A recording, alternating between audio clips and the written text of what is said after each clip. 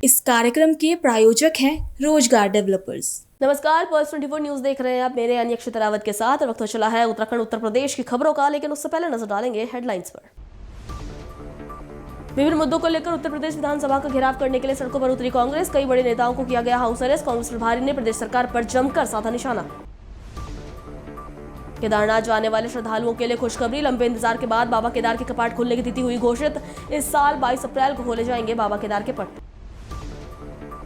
उत्तराखंड सरकार प्रदेश को खेल के क्षेत्र में आगे बढ़ाने के लिए लगातार प्रयासरत। जल्द ही प्रदेश में स्पोर्ट्स स्कूल करेंगे खिलाड़ियों को तैयार, खेल मंत्री ने की घोषणा। हापुड़ में भारत और अमेरिका के बीच ट्रेड डील के विरोध में भारतीय किसान यूनियन लोकहित के कार्यकर्ताओं ने कलेक्ट्रेट पर किया जोरदार प्रदर्शन। राष्ट्रपति के नाम सौंपा ज्ञापन। तुम दोनों की मेहनत बहुत रंग लाई है बेटा, घर बहुत सुंदर बना है। ये मेरे पापा का घर। पता है, देख तेरे पापा की नेम प्लेट अपने हाथों से लगाऊंगा। नेम प्लेट तो लग चुकी पापा।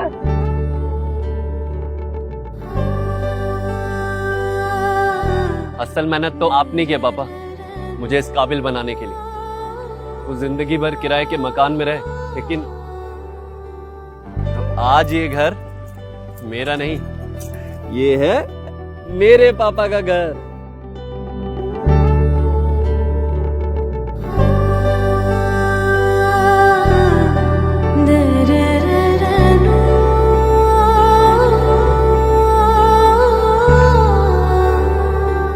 उड़ान सपनों की, आंगन खुशियों का और साथ सकर्णी का।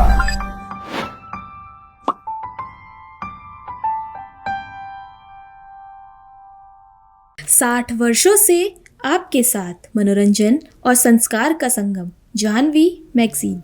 चलिए अब देखते हैं खबरें विस्तार से।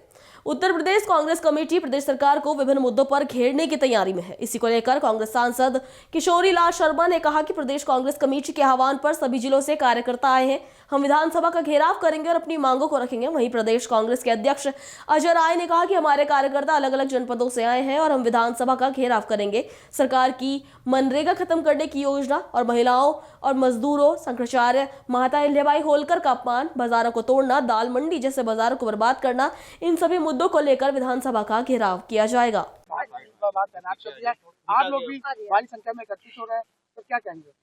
नहीं, अब ये हमारा पीसीसी का आह्वान है, तो उसके अंतर्गत हमारे सारे वर्कर तमाम जिलों से यहाँ पहुँच रहे हैं और विधानसभा घेराव करेंगे और अपनी जो मांगे हैं उसको रखेंगे। तमाम कांग्रेस नेताओं के घर को कल रात से पुलिस लग गई है, उनको हाउस अरेस्ट कर दिया, तमाम सांसदों को आपका हाउस अरेस्ट कर दिया गया है और कई लोगों को तो नोटिस भी दे दिया गया है। भैया देखो, मैं तो यहाँ पे हूँ सांसद होते हुए, मेरे को तो किसी पुलिस ने पकड़ा नहीं है। मैं तो यहाँ रात को भी यहाँ आया था, ठीक है, तो इसलिए मतलब जिनको पहुँचना है वो पहुँच ही जाते हैं, तो ऐसा ही है। लेकिन ये दमनकारी नीति है, क्योंकि प्रदर्शन करना लोकतंत्र में हर आदमी का अधिकार है। अगर ये प्रदर्शन से डर रही है सरकार, तो सोच लो कि इनका क्या, लोकतंत्र के प्रति इनकी क्या जवाबदेही है। लखनऊ पुलिस ये हवाला दे रही कि विधानसभा सत्र चल रहा है और आचार संहिता लगी हुई है, उस बीच आप लोग प्रदर्शन कर रहे हैं। नहीं, विधानसभा घेराव हमने कॉल दिया पहले इनको, सत्र चल रहा है तो विधानसभा तो सत्र के दरमियान ही घेरा जाएगा ना, बाद में बंद बिल्डिंग को थोड़ी घेरा जाता है। नहीं, आज पूरी तरीके से हमारे कार्यकर्ता देखिए सब लोग घरों से निकल के आ गए हैं। मैं रात भर प्रदेश कांग्रेस कमेटी कार्यालय में भी सोया हूँ। हमारे साथ देखिए सभी कार्यकर्ता अलग अलग जनपद के लोग आए हैं। आप देख सकते हैं, ये अलीगढ़ से आए, ये देखिए कानपुर से आए, ये लोग बनारस से आए, तो सभी पूरे प्रदेश के कोने कोने से लोग आए, कोई जिला बाकी नहीं जो आ गया। और काफी बड़ी संख्या अन्य जगहों पर टिकी है। काफी बड़ी संख्या में हम लोग आज विधानसभा का घेराव करेंगे। और उस मनरेगा को मजदूरों को उनकी मजदूरी 11 महीने 12 महीने से सरकार ने रोक रखी है। गरीब तबके की मनरेगा को खत्म करने की योजना है। और पूरी तरीके से जो आज महिलाओं का अपमान, मजदूरों का अपमान, किसान का अपमान, शंकराचार्य का अपमान, माता अहिल्याबाई होलकर का अपमान, मजारों को तोड़ना, दाल मंडी जैसे पुराने बाजार को, जो हमारे गरीबों का जो पूरा वो बाजार, उसको बर्बाद करना, गुजरात के लोगों को सारे काम देना, सारी जमीनें देना, काशी द्वार में किसानों की जमीन काशी में तोड़ना। अभी आप ट्रांसपोर्ट नगर आप देख लो, ट्रांसपोर्ट नगर को पूरी तरीके से कब्जा कर रहे थे, वहां की महिलाओं बच्चों को मारा। मैं माननीय सर्वोच्च न्यायालय को धन्यवाद दूंगा। कल उन्होंने उस पर स्थगन आदेश दिया, स्टे दिया। अब ये गरीबों की रक्षा, गरीबों की मदद, जो उनकी बात हम लोगों ने उठाई थी ट्रांसपोर्ट नगर वाले मोहन सराय वालों की, वो कल निश्चित तौर से माननीय सर्वोच्च न्यायालय ने निर्णय दिया है। हम स्वागत करते हैं। पूरा परिवार, एक एक लोग, सब लोग डटे हैं और डटकर आज इस सरकार की चूल्हे हम हिलाएंगे, विधानसभा को घेरेंगे। कांग्रेस विभिन्न मुद्दों को लेकर उत्तर प्रदेश विधानसभा का घेराव करने के लिए सड़कों पर उतरी है। प्रदर्शन के दौरान प्रदेश कांग्रेस प्रभारी अविनाश पांडे ने कहा कि दुर्भाग्यपूर्ण है कि उत्तर प्रदेश में एक अनकही आपातकाल की स्थिति है। प्रशासन अपनी नाकामियों को छिपाने के लिए कैसे घबरा रहा है। विपक्ष की आवाज हमेशा सुनी गई है, लेकिन राज्य में कांग्रेस नेताओं के घरों पर पुलिस छावनी लगाकर उन्हें नजरबंद किया गया है। कार्यकर्ताओं को सड़कों पर रोका जा रहा है। प्रशासन बुरी तरह से डरा हुआ है और घबराया हुआ है। ये दुर्भाग्य की बात है कि उत्तर प्रदेश में लोकतंत्र छोड़ दिए, एक अनकही आपातकालीन की स्थिति पूरे प्रदेश के अंदर में जो लोग महसूस कर रहे थे, उसे प्रदर्शित हो गया कि किस प्रकार से ये प्रशासन घबराया हुआ है अपनी नाकामयाबी को छुपाने के लिए, और साथ ही साथ विरोध प्रदर्शन जो कि जनतांत्रिक और लोकतांत्रिक अधिकार है, जो संविधान में ही नहीं लेकिन इस देश में जब जब भी विपक्ष की आवाज उठी है तो उसे ससम्मान सुना गया है। लेकिन दुर्भाग्य है कि कल सुबह से ही पूरे प्रदेश के अंदर में कांग्रेस के नेताओं के घरों में पुलिस की छावनियां लगा के जिस प्रकार से उन्हें हाउस अरेस्ट और उन्हें बंद किया जा रहा है, सड़कों पर कार्यकर्ताओं को रोका जा रहा है, उन्हें जेल में भेजा जा रहा है, जो यहाँ पहुंच चुके हैं वो गाड़ियों को जब्त किया जा रहा है। ये मैं समझता हूँ कि पूर्ण रूप से अलोकतांत्रिक है और प्रशासन पूर्ण रूप से डरा हुआ और घबराया हुआ है। जिन मुद्दों को लेकर माननीय राहुल गांधी जी ने लोकसभा में और साथ ही साथ सड़कों पर मनरेगा के खिलाफ जो आवाज उठाई थी, उस आवाज को बुलंद करने के लिए और ग्रामीण अंचल के हमारे मजदूरों को, किसान भाइयों को, हमारे मातृशक्ति जो कि ग्रामीण इसमें मनरेगा के तहत जो नौकरियां पा रही थी और अपना घर चला रही थी, जिस मनरेगा ने इस पूरे कोविड काल में इस पूरे देश की अर्थव्यवस्था को संभाला और घरों में लोगों को भूखे मरने से बचाया, उस मनरेगा को ये सरकार जिस प्रकार से मसल रही है, खत्म कर रही है, कमजोर कर रही है, ये इस देश की अर्थव्यवस्था को कमजोर करने की साजिश है ताकि अर्थव्यवस्था कुछ चंद मुट्ठी भर लोगों के हाथों में रहे और उनकी कठपुतली बनकर ये आज की जो जनता है वो सिर्फ उनकी प्रजा बनकर रहे। इसका हम कड़ा विरोध कर रहे हैं। आगे भी ये संघर्ष चालू रहेगा। पूरे प्रदेश में 17,000 से ज्यादा चौपालों का आयोजन किया गया है। सड़कों पर आपने देखा कि 13 तारीख को कांग्रेस के कार्यकर्ता मार्च लेकर और मनरेगा के विरोध में उन्होंने प्रदर्शन किया।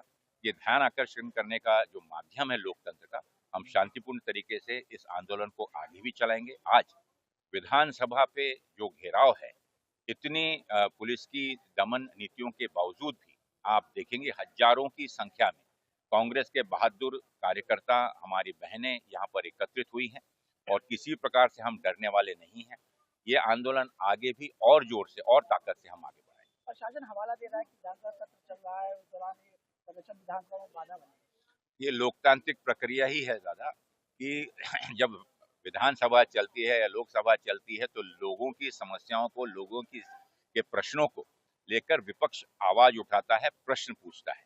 तो अगर उनमें साहस है, अगर उन्हें लगता है कि जो हमारा उन्हें लिया हुआ जो संविधान के विरोध में जो निर्णय उन्होंने लिए वो सही हैं, तो उन्हें डरने की क्या आवश्यकता है। जवाब दें, उसको जस्टिफाई करें, उसे वो न्यायोक्त बताएं, क्योंकि यह चीज अन्यायपूर्वक है, क्योंकि यह चीज इस देश की प्रजा को, जनता को कमजोर करने वाली है और इस देश में वो राजा और प्रजा का जो कानून लाना चाहते हैं वो हम कभी भी मंजूर नहीं करेंगे।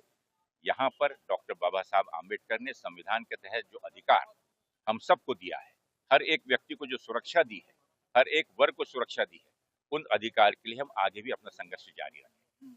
केदारनाथ जाने वाले श्रद्धालुओं के लिए खुशखबरी है। दरअसल लंबे इंतजार के बाद बाबा केदार के कपाट खुलने की तिथि घोषित हो गई है। इस साल केदारनाथ के कपाट 22 अप्रैल को सुबह 8 बजे पूरे विधि विधान के साथ खोले जाएंगे। बाबा केदार के शीतकालीन गद्दी स्थल ऊखीमठ नगर के प्रसिद्ध ओंकारेश्वर मंदिर में शिवरात्रि के पावन अवसर पर बाबा केदारनाथ के धाम के पट खुलने की तिथि निर्धारित की गई। इस अवसर पर पल्स 24 न्यूज के संवाददाता तेजिंदर सिंह ऊखीमठ पहुंचे और मंदिर के सदस्य और पुजारी से बात की। देखिए ये रिपोर्ट। पल्स 24 न्यूज की टीम भगवान कालेश्वर के मंदिर में पहुंची है, जिला रुद्रप्रयाग ऊखीमठ में। यहाँ जैसे कि आप लोग जानते हैं कि पट खुलने की तिथि यहीं से तय होती है, केदारनाथ के पट कब खुलेंगे तथा शीतकालीन गति स्थल भी यही रहता है भगवान के दर्शन का। तो आज हम पंडित से बात करेंगे कि कब पट खुलने की तिथि शुरू हुई है और कब खुलेंगे पट। पंडित जी प्रणाम। तो आप यहाँ की आस्था के विषय में बताएंगे, फिर पहले आप अपना शुभ नाम बताइए, क्या है आपका? मेरा नाम है आसाराम नौटियाल, बीज पार्टी श्री बद्रीनाथ केदारनाथ मंदिर समिति। अभी हम जहाँ पे खड़े हैं ये ओंकारेश्वर मंदिर उसी मठ के नाम से जाना जाता है और ये पंच केदार का जो है प्रमुख गति स्थान है। जैसे आपको पता उत्तराखंड हिमालय में 5 केदार हैं, केदारनाथ, मध्वेश्वर, शुंभनाथ, रुद्रनाथ और कल्पनाथ। लेकिन 5 केदार हैं सब हिमालय में हैं और हिमालय की दिव्य शिखरों में विराजमान हैं। 5 केदारों में जब भगवान केदारनाथ और भगवान मध्वेश्वर के जो है 6 मास के लिए हिमालय में कपाट बंद हो जाते हैं। बाबा हिमालय से जो है अपनी उत्सव डोली के साथ जो है अधिक शीत होने के कारण जो है हिमालय से जो है पद यात्रा में जो है इसी ओंकारेश्वर मंदिर मुख्य मठ के लिए प्रस्थान करते हैं और लगातार 6 मास इसी ओंकारेश्वर मंदिर मुख्य मठ में जो है भगवान की आरती, पूजा, बाल भोग, अभिषेक पूजाएं, सायंकालीन पूजाएं, प्रातःकालीन पूजाएं जो है बाबा की इसी ओंकारेश्वर मंदिर मुख्य मठ में संपादित होती हैं। यानी कि अक्टूबर लास्ट वीक से और मई फर्स्ट वीक तक जो है बाबा यहीं पे विराजमान रहते हैं। और अभी भगवान केदारनाथ के अभी जैसे आपको पता है कल शिवरात्रि का महापर्व था और इस पर्व पर जो है भगवान केदारनाथ के जो है कपाट खुलने का जो है मंगल मुहूर्त निकला है। तो 19 अप्रैल को जो है डोली ओंकारेश्वर मंदिर मुख्य मठ से जो है हिमालय केदारनाथ के लिए प्रस्थान करेगी और 19 तारीख जो है डोली रात्रि प्रवास के लिए जो है फाटा में रात्रि प्रवास करेगी और 20 तारीख को जो है गौरी माई मंदिर में जो है रात्रि प्रवास करिए। 21 तारीख जो है बाबा केदारनाथ हिमालय में जो है पहुंचेंगे और 22 तारीख को प्रातः जो है 8 बजे बिरसलागढ़ में भगवान केदारनाथ के जो है कपाट खोल दिए जाएंगे सारे देशवासियों के लिए, सारे विश्व के लिए, सारे भक्तों के लिए। और ये परंपरा है कि इसी ओंकारेश्वर मंदिर मुख्य मठ में जो है भगवान केदारनाथ के जो है कपाट खुलने का जो है शुभ मुहूर्त पंचांग गणना के अनुसार जो है संपन्न होता है। सारे जो है केदारनाथ के जो केदारपीठ के जो रावल हैं, हम बद्रीनाथ केदारनाथ मंदिर के पूरे सदस्य लोग हैं या अध्यक्ष हैं, कार्याधिकारी हैं, सीओ हैं, सारे के सम्मुख जो है पंचांग गणना के अनुसार जो है यह मुहूर्त तय होता है और इसी कर्म में जो है भगवान के जो है कपाट खुलने का मुहूर्त जो है इसी ओंकारेश्वर मंदिर मुख्य मठ में जो है कल शिवरात्रि के दिन जो है संपन्न हो गया। जैसे कि अब जैसे आप क्या आह्वान करते थे कि देश की जनता से कि यात्रा खुलने पे अधिक से अधिक लोग आना भगवान के दर्शन करने के? ऐसी है भगवान से हम यही प्रार्थना करते हैं कि अधिक से अधिक संख्या में जो है यात्रीगण देश विदेश से जो है भगवान केदारनाथ के दर्शन के लिए यहाँ पहुँचे, भगवान केदारनाथ हिमालय में पहुँचे और इस ओंकारेश्वर मंदिर में भगवान के दर्शन के लिए पहुँचे। यही हम देश विदेश के सारे भक्तों से, सारे यात्रियों से निवेदन करते हैं कि आप अधिक से अधिक संख्या में जो है भगवान के दर्शन के लिए पधारें और इस पुण्य लाभ को प्राप्त करें। इस केदारनाथ के दर्शन से अपना जीवन धन्य करें, कृत्य करें और अपने पुण्य का फल प्राप्त करें। हमारे चैनल से बात करने के लिए बहुत बहुत धन्यवाद। जय। सर पहले तो आप अपना शुभ नाम बताएं और आप कहाँ से आए हैं? मैं सुरेंद्र श्रीवास्तव, दिल्ली से हमारी पूरी टीम आई है। पिछले 15 साल से हम जाते हैं। हमारी भी एक छोटी संस्था शिवभोम कामड़ सेवा समिति एवं श्रीवास्तव समाज। तो पिछले 15 साल से मैं तो ये कहना चाहता हूँ, जैसा ओखी मठ पे यहाँ पे दरबार लगता है, जैसे आप दिवाली पे देखते हैं ना, पूरा दिवाली पूरा हिंदुस्तान सदर होता है, ऐसे हमारे ओखीर मंदिर रात को अभिषेक होते हैं। बाबा ने हमें थोड़ा वो भी दी है, शक्ति दी है, तब पूरा हमारा ग्रुप यहाँ अभिषेक कराता है। रात को आके हम 25-30 लोग आते हैं और ऐसे कई लोग संस्थाएं यहाँ पे अपना अपना अभिषेक कराते हैं। जो लोग केदारनाथ बद्रीनाथ जाने वंचित रह जाते हैं, मैं उनसे अनुरोध करूँगा एक बार यहाँ जरूर आके दर्शन करें। बहुत ही बढ़िया सिद्धपीठ मंदिर है। ओंकारेश्वर की हमेशा जय हो, जय होती रहेगी। जय भोलेनाथ की और चिंता नहीं किसी बात की। जय भोलेनाथ की। हमारे चैनल से बात करने के लिए आपका बहुत बहुत धन्यवाद। रुक करेंगे अगली खबर का। उत्तराखंड सरकार प्रदेश को खेल के क्षेत्र में आगे बढ़ाने के लिए लगातार प्रयासरत है। इसी क्रम में सब कुछ यदि सही रहा तो जल्द ही प्रदेश में स्पोर्ट्स स्कूल खिलाड़ियों को तैयार करते नजर आएंगे। खेल मंत्री रेखा आर्य ने विभाग को इस कॉन्सेप्ट पर तेजी से काम करने के निर्देश दे दिए हैं ताकि छोटी उम्र से ही बच्चों को खेल पर फोकस कराया जा सके। समीक्षा बैठक में खेल मंत्री रेखा आर्य ने कहा कि प्रदेश को खेल भूमि के रूप में विकसित करने के लिए जरूरी है कि छोटी उम्र से ही बच्चों को खेल का विशेष प्रशिक्षण मिले। कि आज खेल विभाग की समीक्षा बैठक की गई है और इस बैठक में हमारे 2027 में जो नेशनल गेम होने वाले हैं, 2030 में जो हमारे राष्ट्रमंडल खेल होने वाले हैं, 2036 में जो हमारे ओलंपिक होने वाले हैं, उसके तैयारियों के निमित्त किस प्रकार से विभाग अपने स्पोर्ट्स पर्सन को कैसे हम और एक्सेलेंसी की ओर ले जाएं, उसमें हम क्या क्या चीज़ें हम लोग कर रहे हैं या हमें करना चाहिए, या जो हमारा गैप है उसे हमें कैसे फुलफिल करना चाहिए, उसको लेके आज चर्चा हुई है, जिसमें कुछ निर्णय जो है आज मेरी ओर से विभाग को दिए गए हैं, जिसमें हमने ये अपेक्षा करी है कि हम लोग वन डिस्ट्रिक्ट वन स्पोर्ट्स के कॉन्सेप्ट पे काम करें, जिसे हमारे यशस्वी प्रधानमंत्री जी भी लगातार कहते हैं। तो वन डिस्ट्रिक्ट वन स्पोर्ट्स में हमारे 13 जनपदों में 13 स्पोर्ट्स जहां जो बहुत अधिक प्रचलन में है और जो IOA का भी जो हिस्सा हो, तो हम लोग उस स्पोर्ट्स को जो है हम लोग बढ़ाने का काम करें, ये निर्देश दिए हैं और उसका प्रस्ताव शीघ्र जो है वो कैबिनेट में लेकर आए, ये भी आज डायरेक्शन दिए हैं। इसके साथ ही स्पोर्ट्स स्कूल के कॉन्सेप्ट पे भी काम करने के लिए कहा गया है। स्पोर्ट्स स्कूल का कॉन्सेप्ट अपने आप में बच्चों को किस प्रकार से बहुत अल्पायु से ही उनके अंदर स्पोर्ट्स कल्चर हम डेवलप कर पाएँ और समय के साथ में उनको पूरा प्रशिक्षण और आने वाले समय की चुनौतियों को पार कर पाएँ, तो इस कॉन्सेप्ट पे भी हम लोग काम करें। इसके साथ ही जो हमारे स्पोर्ट्स स्कूल जो हमारे गवर्नमेंट के होंगे, जिसमें अभी ये भी एक सुझाव अथवा चर्चा हुई है कि हमारे जो स्पोर्ट्स हॉस्टल है क्यों ना हम उसको स्पोर्ट्स स्कूल में कन्वर्ट कर दें।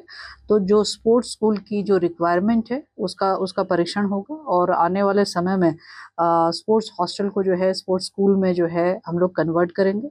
इसके साथ ही जो प्राइवेट सेक्टर में भी हमारे स्पोर्ट्स स्कूल को हम प्रमोट करें, उसके भी दिशा निर्देश दिए हैं कि उसमें हमारे को प्राइवेट सेक्टर को प्रमोट करने के लिए जो बेहतरीन हमारे पास में ऑप्शन हो या कंडीशन हो, या जो उस प्राइवेट सेक्टर से बात करते हुए किस प्रकार की हमें सब्सिडी दी जानी चाहिए, किस प्रकार से हमें उसमें काम करना चाहिए, तो वो स्पोर्ट्स स्कूल के कॉन्सेप्ट पे प्राइवेट सेक्टर भी पार्टिसिपेट करे, इसके लिए भी विभागीय प्रस्ताव तैयार करने के लिए कहा है।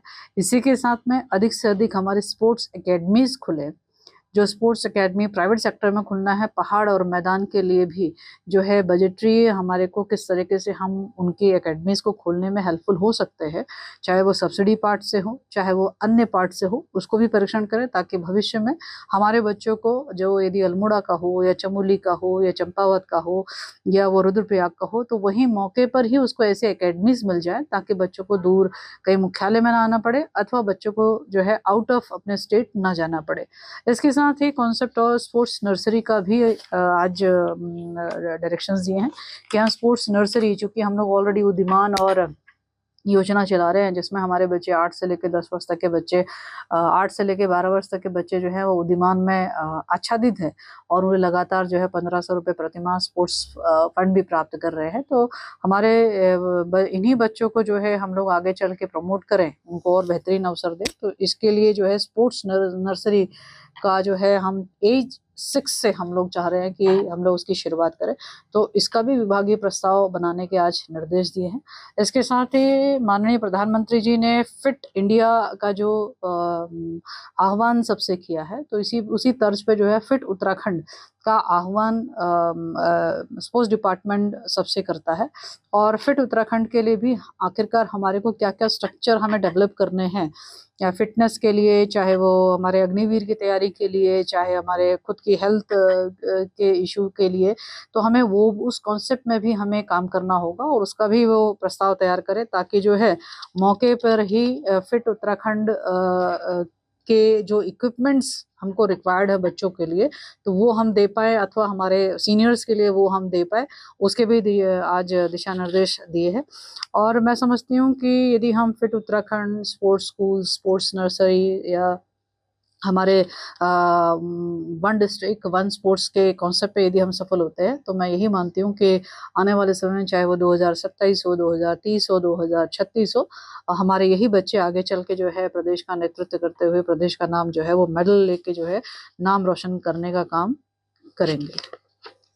उत्तराखंड के नैनीताल जिला न्यायालय को ईमेल के जरिए बम से उड़ाने की धमकी मिलने के बाद हड़कंप मच गया। धमकी भरे मेल में जजों के चैम्बर में आरडीएक्स लगाए जाने का दावा किया गया। सूचना मिलते ही पुलिस, डॉग स्क्वाड और बम निरोधक दस्ता मौके पर पहुंच गया और कोर्ट परिसर को एहतियातन खाली करा लिया गया। साथ ही तमिलनाडु के ईडब्ल्यूएस आरक्षण को रोके जाने की मांग भी उठाई गई। मेल में स्पष्ट तौर पर कोर्ट परिसर को तत्काल खाली कराने की चेतावनी दी गई।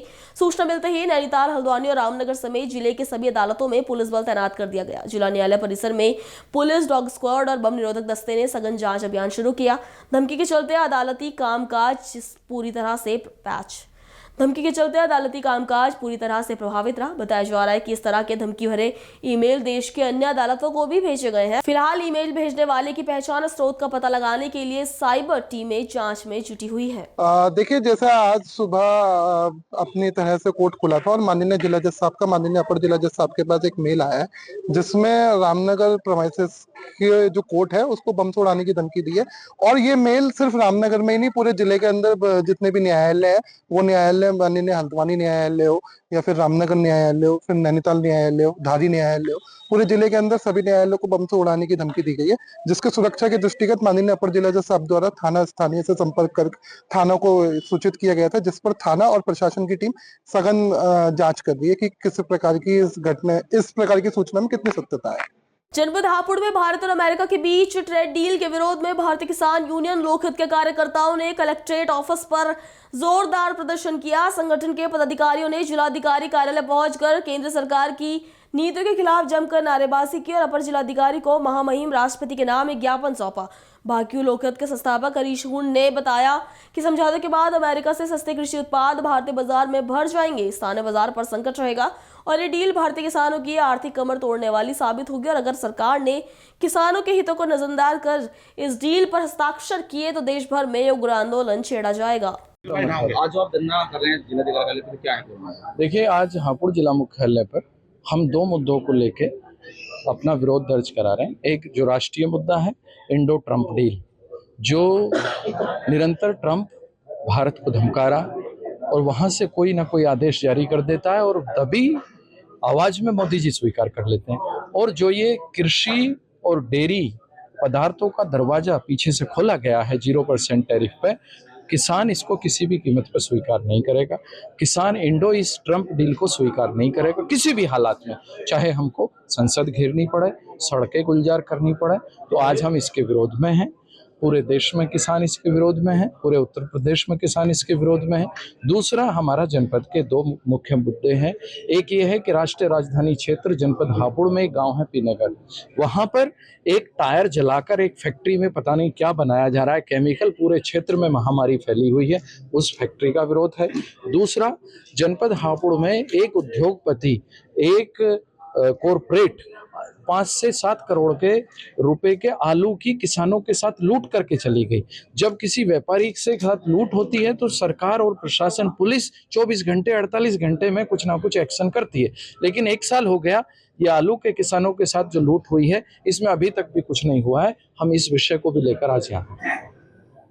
विभिन्न मुद्दों व मांगों को लेकर जनपद में होते धरना प्रदर्शनों और रैलियों को देखते हुए देहरादून के नव नियुक्त एसएसपी प्रमेंद्र डोभाल ने ग्राउंड जीरो पर उतरकर इन प्रदर्शनों से प्रभावित होने वाले क्षेत्रों का स्तरीय निरीक्षण किया। निरीक्षण के दौरान एसएसपी ने अधिकारियों से धरना प्रदर्शनों और रैलियों के दौरान किए जाने वाले सुरक्षा प्रबंधों और बैरिकेड व्यवस्था की भी जानकारी ली। निरीक्षण के बाद एसएसपी ने अधीनस्थ अधिकारियों के साथ बैठक कर सुरक्षा प्रबंधों की समीक्षा की। बैठक के दौरान अधिकारियों को सुरक्षा के समुचित प्रबंध सुनिश्चित करने के निर्देश दिए गए और साथ ही इस बात का भी ध्यान रखने की हिदायत दी गई कि पुलिस व्यवस्था से आमजन अथवा स्कूली बच्चों को किसी प्रकार की असुविधा का सामना न करना पड़े। अभी के लिए इतना ही। खबरों के लिए बने रहिए पल्स 24 न्यूज के साथ। नमस्कार। इस कार्यक्रम के प्रायोजक थे रोजगार डेवलपर्स।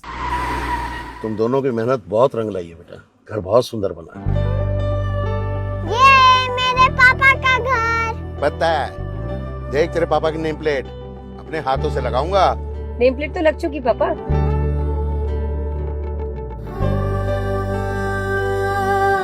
असल मेहनत तो आपने किया पापा, मुझे इस काबिल बनाने के लिए।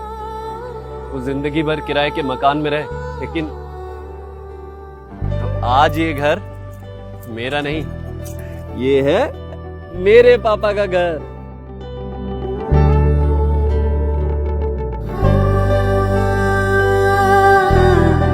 दे रे रे रे नो।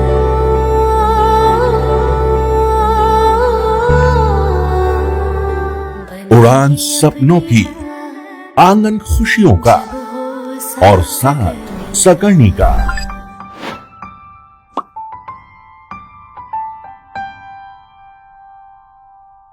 60 वर्षों से आपके साथ मनोरंजन और संस्कार का संगम, जाह्नवी मैगजीन।